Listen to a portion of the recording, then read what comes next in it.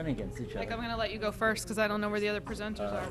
You don't have anybody else with you, do you? Anna. Just you, right? Okay. Okay. Good evening. Today is the regular committee meeting for the RTM. Will you please rise for the Pledge of Allegiance?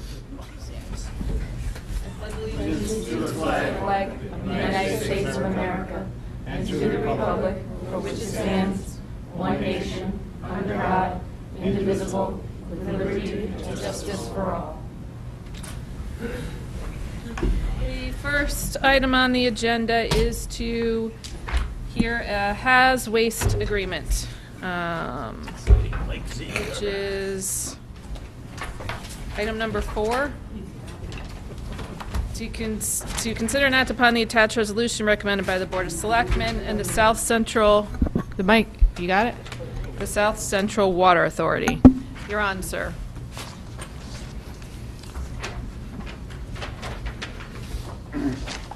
Okay, this is, I'm Mike Zimbrewski, Director of Solid Waste and Recycling, and this is the resolution to continue to participate with the Regional Water Authority in New Haven, Hasway Central. It's just to continue to be with the group and pay our bills, basically. Anybody have any questions on this item? Tom. Mike, have you just remind me who else is in this region? What other towns? You've got Milford, Orange, West Haven, Woodbridge, Woodbury, Branford, Guilford. Okay. We're probably the most southwest town. Okay. And it's convenient for the residents because they're open from mid-May through the end of October, every Saturday except holidays, that the residents can drive up there and drop off their hazardous waste free of charge. Right. I recall that. Okay. Any other questions? Great. Seeing none, thank you very much. Sal, why don't you come forward and we'll just knock off all this construction stuff. Next item up is to consider and act upon a resolution as recommended by the Board of Selectmen that the Town of Fairfield authorizes the Board of Education to apply to the Commissioner of Education to accept or reject a grant for the Tomlinson Middle School partial roof project at Tomlinson Middle School. And then it's also the item number 6, we can hear them both together, is to assign the building committee to the Special Projects Standing Building Committee. Mr. Morabito. Good evening, everybody. Item number 5 is what's called the 3 standard resolutions. This is needed by the state so that we can file the project for construction reimbursement. It's standard form and is done on every reimbursable construction project. Great. Anybody have any questions? Tom. Just a quick one. Any concern about reimbursement at this time, given the what's going on in Hartford? Not for this project, no. Okay. Would this project be subject to prevailing wage? Yes, it would be. The scope of it? Yes. Okay. Anyone else? Seeing none, thank you very much. Thank you. Have a great night. You too. Next item is the PETA contract. To hear and consider upon the following resolution recommended by the First Selectman. Resolve that a certain contract negotiated by and between the Town of Fairfield and Local Union 1303-366 of Council 4 AFSCME AFL-CIO Fairfield Professional and Technical Employees Association Mid-Management Association concerning conditions of employment for the period ending June 30th, 2013, be and hereby is amended in the manner described attached. Good evening. Good evening. Emmett Hipson, Director of Human Resources. Thank you for considering submission. Tonight I'm presenting a contract settlement the town entered into with the professional and technical employees known as PETA. The contract expired on June 30th, 2013, and we have negotiated a contract that will run through June 30th, 2020. I sent over a couple of documents. I'm not sure if you've received them, but the first one is the TA that we entered into, You'll see that it talks about the contract duration running from the 13 to the 20, as I said. The wage increases that we've negotiated are a flat 2% across the board, so for every year of the contract, it's 2%. We've changed the health care plan from current copay. There's actually an attachment to that shows we've increased copays, but we've changed to what we negotiated last time for the police and fire plan. We've also asked that the employees contribute now for retiree health. Currently, for at least when they get to Medicare, currently when employees reach age 65 or retirees age 65, they no longer pay what's called a premium cost share. So what we've negotiated is that for those employees that currently have 10 years of service or more on effective date of ratification, which would be if you guys ratify the contract, I believe the 27th is the vote from the RTM, would be anyone with 10 years of service or more would pay 10% for retiree health at that point, the Medicare cost share.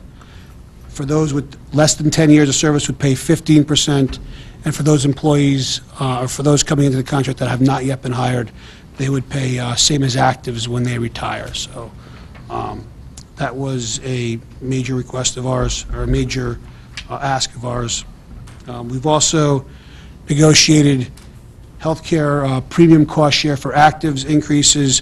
Currently, they're at 11 and 13%, depending on when they were hired. So they're going to 13% for all employees upon ratification. On July 1 of 17, they'll go to 14%. July 1 of 18, they'll go to 15%. And July 1 of 19, they'll go to 16%. We had a couple of language changes, and that kind of is the basis. The second one will actually tell you what the language changes are. If you go to that one, the first one, if you go match up, Proposal 8 was really just to remove language. We, in the last contract, negotiated an additional step, step 0. So we asked for employees starting at a lower rate. They added in 2012 a lower rate to it, so it's now a 4 or 5 step, I guess. It's 5 different movements. You start at step 0, and then you go to step 1, 2, 3, and 4. So we asked that the language is no longer necessary. Personal leave, there was some questions by employees as to whether they can get personal leave for sick time, and so we negotiated that any use of personal leave would be solely for issues that are not already in the contract. So if you have sick leave, you'd be using that for time and not personal leave. We had some individuals that were trying to seek personal leave for that, and some department heads would allow it and some not. So that was a confusion in one department, so we wanted to unify that. Take-home vehicles, there are certain employees that have take-home vehicles, and currently under the law, if you change take-home vehicles, if you want to pull it out, if there's no language in the contract, it's a mandatory subject of bargaining, so it needs to be negotiated. We've negotiated language that if we want to cease the process, the program of allowing people to take home vehicles, we can do that unilaterally. We no longer need to go and ask them or negotiate over anyone taking home a town vehicle.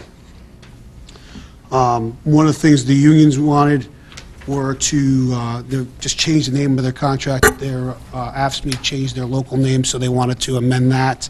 So we allowed to do that. We also allowed, or we agreed that any Scrivener's error that was done during the process of the typing of the contract would be rectified without having to go to arbitration.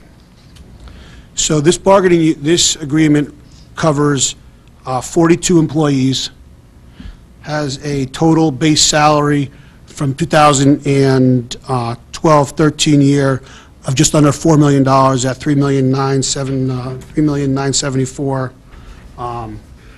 And as you can see, there's 21 members of the bargaining unit that have 20 years of service and 9 that have less than 5 years of service. So it's a bargaining unit that represents mostly of our senior level mid-managers and technical employees in the IT department, engineering department, what have you. I've put through the the costs, if you want me to run through those or not, but the cumulative costs I put down for wages, for insurance are in there. And then what the employees will pay for their premium cost shares. I can either run through that, or if you've got it in there, you can read that, and I can answer questions if the moderator has any preference to that. Anybody have questions, or would you like him to run through it? And that's really the contract as we've negotiated it. So with that, I'll take any questions that you may have, or... Great. Are there any questions? Ron Pine. Ron Pine, District 3. Sure. Good evening. I was looking at your memorandum. It has the lowest salary at $59,191 at step 0, and the highest salary at $121,500 at step 4. Is that correct? Yes, sir. So it's confusing me to look at all the list of positions, and you don't list the salaries, you just list the levels. So, and the average you have is 94,642. I think it would be helpful, at least to me, if you could, after a name like Animal Control Officer Level 7, put down what the salary is. I mean, I've seen other contracts, and, you know, I mean, the Board of Ed lists their salaries. I don't see why we have to look at Level 7, 8, 9, 10, try to figure out, like, well, what are they making? You know, is that possible you can do that? Yes, sir. The reason I didn't include that, this was really just to tell you what positions were in the bargaining unit. The contract has the salaries in there. I will absolutely provide you with the salary grades on this sheet and amend that and email it out. That'd be very helpful, thank you. Yes, sir. I agree. Who else's hand was up? Representative Hurley, Michael Hurley. Hi. Hello, sir. Michael Hurley, RTM District 10. My first question is in regards to the item number 2 on the tentative agreement, and we see the percentage increase for the back years and the go-forward years through June 30th, 2020 of 2%. Does the town have any comps on other recent agreements from other towns in the areas for similar unions and how that stacks up? Well, CCM publishes a comp for statewide and lists it through the years 13 through 19, so we'd be one of the first contracts settling in 20, and breaks it by negotiated and by arbitrated contracts. So we do, and I can run through those for you. The average negotiated contract for 13 was 2.05%. The mode was 2%, and there were 275 contracts that were settled under that. And that was for 2013? 2013. Okay, could you go through that just one more time? Sure. The average is 2.05%. The mode is 2%. The minimum, if you want, I'll add the minimum max. The min was 0. The max was 3.5. So the mode was 2%, and the sample size was 275 contracts that were settled for 2013. 2014, the average is 2.28%. The minimum negotiated was 1%. The maximum negotiated was 3.76%. The mode, again, was 2%. And the sample size there is 228 contracts negotiated. Fiscal year 15 was 2.35%. There was a 0 attained that year also, so that was the minimum. The maximum was 3.5%. The mode was 2%, and the sample size was 167 contracts are settled for 15.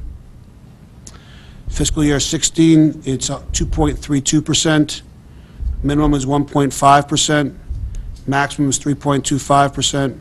The mode is 2.5%. And the sample size there is 58 contracts are settled for 16. For fiscal year 17, the average is 2.33%. Minimum is 1.6%. Maximum is 3.25%. The mode is 2.5%. 26 contracts are settled in the state for 2017. Fiscal year 18, the average is 2.3%. 1.85 is the minimum. 2.5 is the maximum.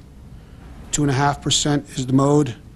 There are 7 contracts settled out in fiscal year 18. And in fiscal year 19, it's 2.38%.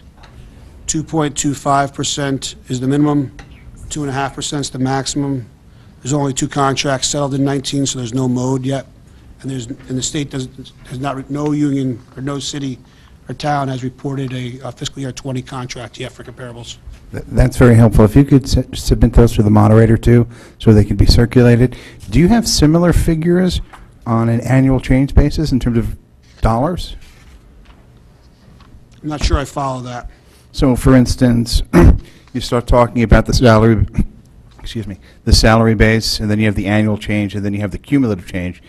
Do you have the average annual change for each year for comparable communities, and the same information for insurance? Well, so insurance, we kind of rely on our consultants to give us what the average is out there. We look at contracts and we see, I mean, we're kind of, there's different schools there. You got some people going to high deductible, you have some in the POS, and you have some in state 2.0. So our POS is about where a lot of municipalities are. Do I have And anything? POS stands for? I'm sorry, point of service. So there's two plans. You have a point of service plan or a PPO plan, and you have a high deductible plan. The state 2.0, which we're trying to get to, is a PPO/POS type plan.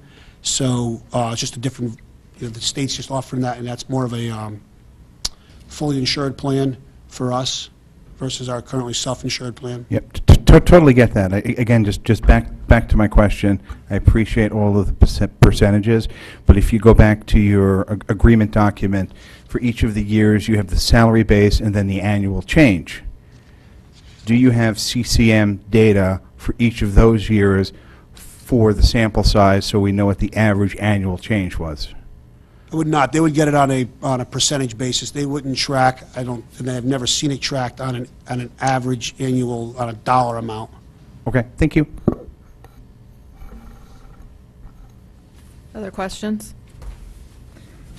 Sorry, Jill. Hi.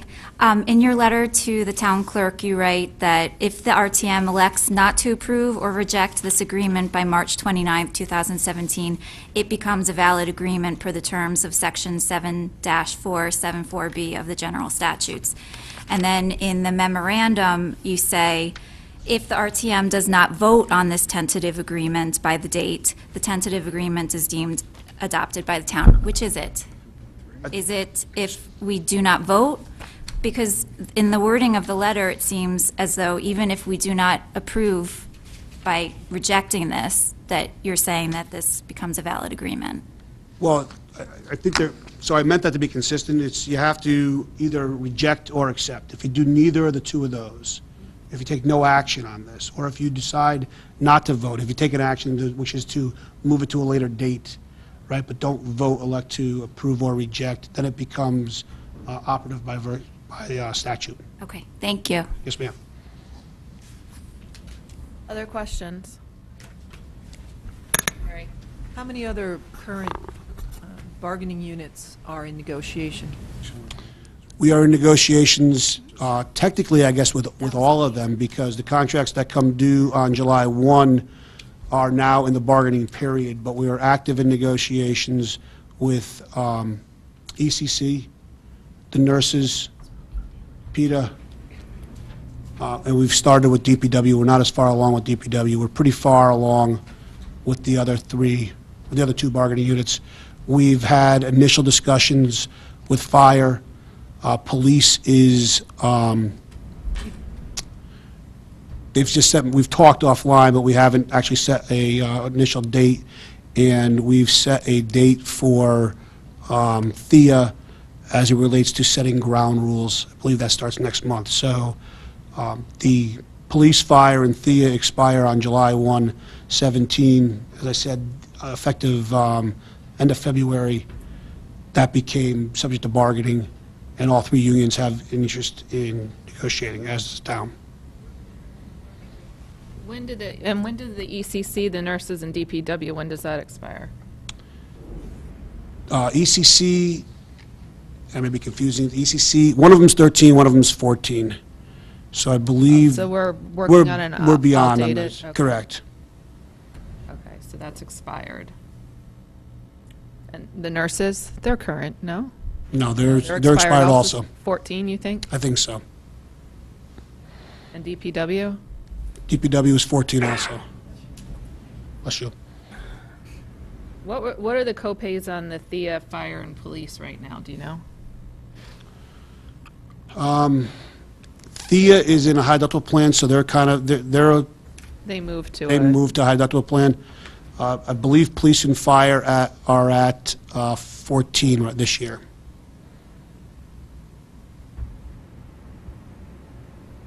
Any other questions? Michael Hurley. I have a question for the town's fiscal officer, Bob Mayer. You have to use I the think it mic. might be helpful if you came to the mic, sir. I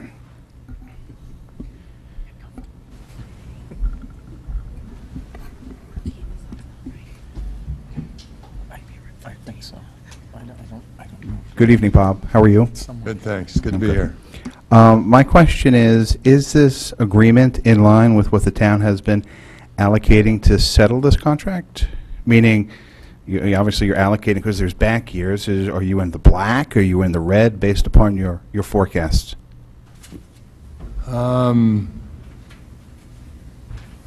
It's in line.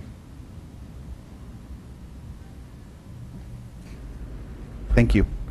The only other comment I'll make that I didn't hear Mr. Hipson make, when we negotiate with the unions, obviously there's one of the issues that the town has to deal with is arbitration.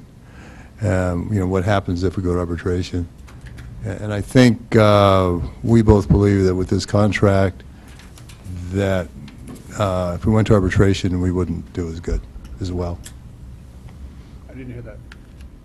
Can you repeat that? Sorry, Bob. Bob, can you repeat that? People didn't hear you. Do as well. If we were to go to arbitration, I believe Emmett believes, I know I believe, based upon the comps and what else is going on, that the town would not do as well as this contract that's been negotiated. That's obviously an uncertainty, but that's my belief. And so just to clarify then on that statement, if we were to reject this contract, then it would automatically go to arbitration? Is that what you're saying? Yes, if you were to reject or take no action, it would automatically go to arbitration. Well, no, if we take no action, it ratifies. It ratifies. Okay, so if we yeah. reject it, then your contract stipulates that you're automatically then going to arbitration. Yeah, I think that's state law, or state statute. No, We could not we- generally on We this. could ask to go back to negotiations. Right now, we're in a waiver period, obviously, so either side can elect to no longer waive the timeframes and could put us in arbitration. So it'd be up to, quite frankly, the union, whether they would accept continuing negotiations or whether it would be going to arbitration. Quite frankly, we were close to arbitration with this. They were at the bottom line. We got what we thought was a fair deal based off of the comps and based off of what's out there. And so, and quite honestly, we're right pretty much where we wanted to be from a dollar perspective. Right. I can imagine this being so far expired that you came to the arbitration. Was talked about more than once, I can imagine. It was, yes, ma'am. I had asked about the step increases. I had sent the notification. I wanted to understand who's getting a step, what the average step is, how many people are still eligible for that. I didn't see that anywhere. It's not, and I apologize because I don't think I actually saw an email or any text. Bob mentioned it to me about an hour before this meeting, so we were actually calculating that. Luckily, there's not many individuals in this bargaining unit. As you saw, there's only 9 that are below 5 years, and a couple started with advanced steps. So there was, I believe, 3 employees that are subject to steps to varying degrees. And I want to say the number was...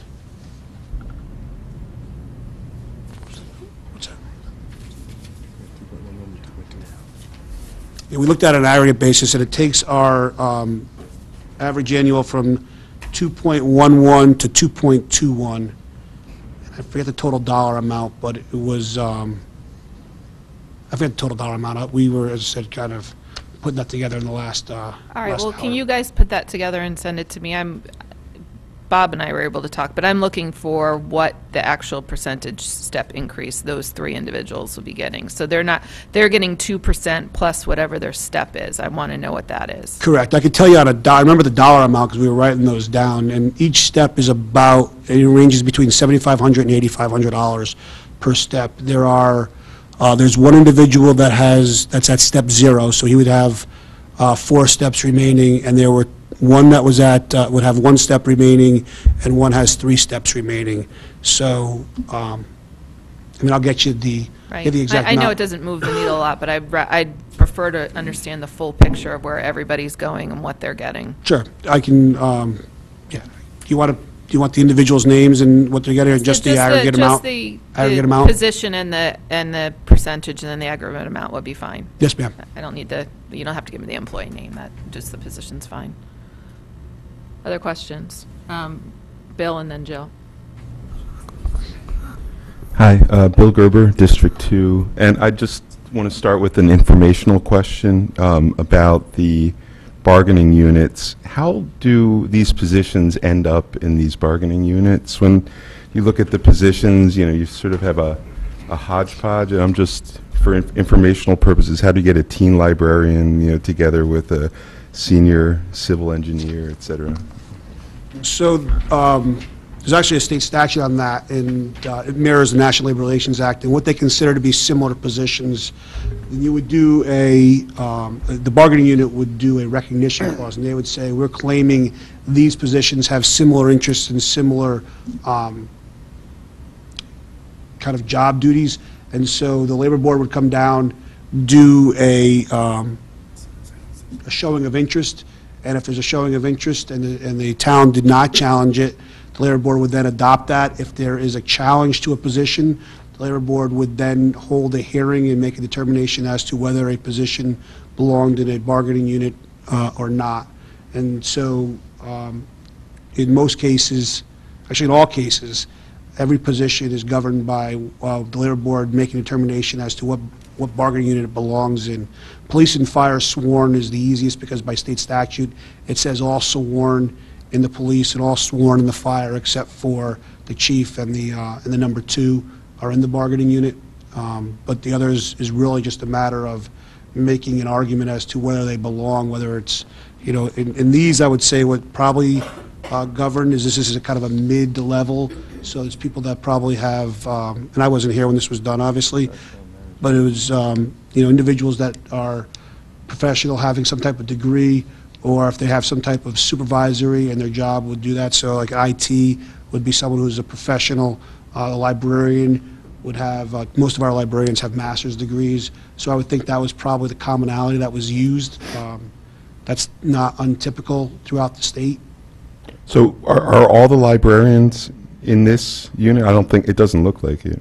Well, the head librarian, I believe, is in non-union. Sure. Right? Yeah. And then I think most of the individuals with librarian titles are in this. There might be some of the lower level people that work in the libraries that would be in THEA. Okay. There's a lot in THEA. Right. Yeah. If they don't have, if it's not considered a professional opinion, if it's more of an entry level and a non-supervisory position, that might fall into the THEA categories. Right. Okay. Okay. Thanks. My other question, or would you rather? No, go ahead, finish.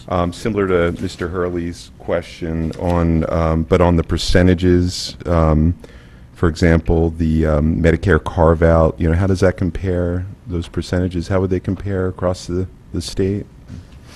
As well as the copay percent and the contribution percent? I mean, I don't have any specific data on that. It's kind of we were at 0, so we're looking to see what can we get to. And so going to same as active for new hires seems pretty simple because that's like generally the highest that most municipalities have. The 10 to 15 that we did the split on was kind of where we felt we could fall within our numbers when we ran the numbers and what the union was willing to accept. So to the extent there's any comparables on that, I would tell you that's more of a kind of a soft target, and I don't know that we had any specific data to match up what made sense. It was kind of We wanted to get the same as active. That was our goal. We got there, and the question was were we able to absorb or not, basically absorb the 10% and the 15% for getting to the same as actives. And based off of the numbers that we were getting, we could, based off of the calculations that we did. So the 10 to 15%, did I hear you right? That's about as high as you've seen, or have you seen higher than that? Well, for that category of employee, meaning that the individual with that kind of length of service, when you're just starting out into getting the cost shares, I would say that's right. That's right in there. I wouldn't think it's much higher than that. Okay, thank you. Jill. My question relates to Representative Gerber's first question. So I think that I'm just wondering why the tax assessor wasn't listed. That's a non-union position. Okay, thank you. Tom McCarthy. A couple of quick questions. Union proposal number 1, no current language, agree that all language of the current contract not subject to negotiate shall remain in contract. I didn't see anything out here on post-retirement benefits. Would I be correct in assuming that for new hires, their post-retirement would be characterized as guaranteed contribution as opposed to benefits? Is that a correct assumption?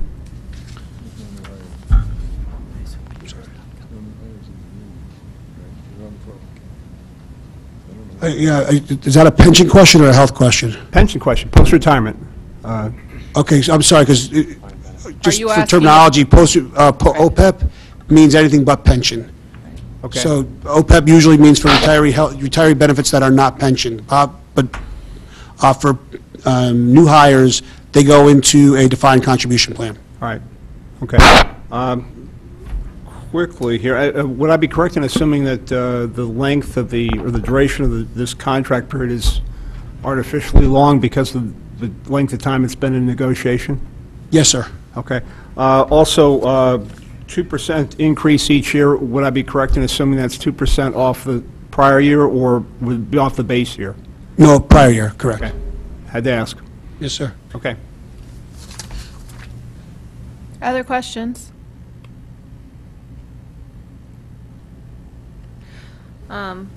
I just wanted to say that I initially was not that enthusiastic because I didn't think enough was being paid into the medical contribution. So when at first glance, I wasn't all that enthusiastic, but then when I saw that you were able to achieve something on the retiree health, I think that's a good job. And, overall, this was a well-negotiated contract, so thank you. Thank you, ma'am. Representative Perley. I would echo Representative Iacono's comments, and I thought that your memo and the sharing the agreement and the summary was very helpful. I think there was a fair amount of interest in the CCM data on the comp, so just going forward, if you could try and include those where possible, I think it would be helpful. Yes, sir. Same with this step. Anything else? Seeing none, thank you. Thank you for your ma'am. work on this. I'll send a follow-up memo with the information before next week. Great, Thank thank you. you.